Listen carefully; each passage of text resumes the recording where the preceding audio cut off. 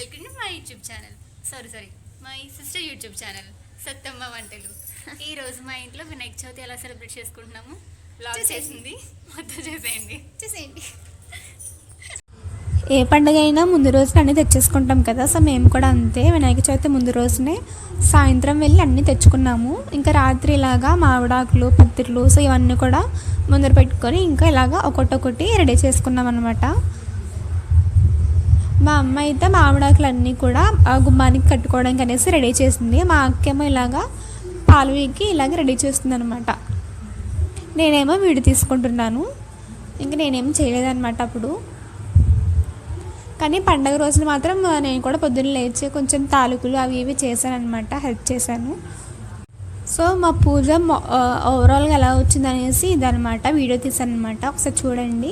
So బాగానే వచ్చిందనమాట, బాగా చేసుకున్నాము పూజ అయితే.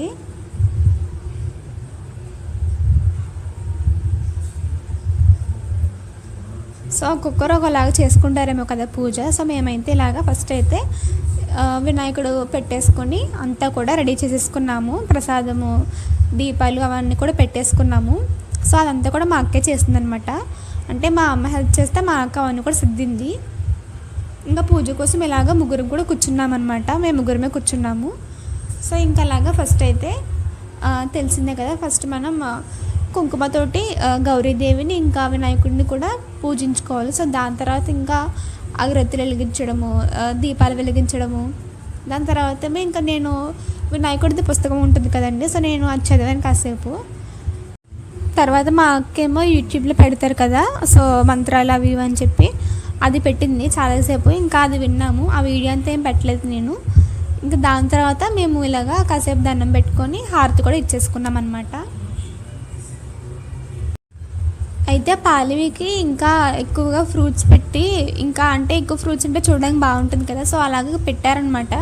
కానీ ఆ పురుకోస్ వల్ల అది అవి ఏమి ఉండలేదన్నమాట, పడిపోయినాయి చాలా మట్టుకి. ఇంకా అవి ఉన్న మట్టుకి ఇంకా అలా పెట్టేశారనమాట, లేదంటే ఇంకా బాగుండేది చూడడానికి. Hello, happy Vinayaka Chavithi. ఈరోజు మా ఇంట్లో వినాయక చవితి స్పెషల్స్ ఏంటో చూపిస్తాను చూడండి. ఇది వచ్చేసి పులిహోర, చింతపండు పులిహోర, అండ్ అలాగే వినాయకుడికి ఇష్టమైన కుడుములు, అండ్ అలాగే ఇది శరణం. అంటే ఒక్కొక్కరు శరణం అంటారు, ఇంకొకరు ఏంటది శరణం, పరవన్నం. ఇదేమో బెల్లం తాలికలు. చూసారా ఎంత క్వాంటిటీ చేసాము.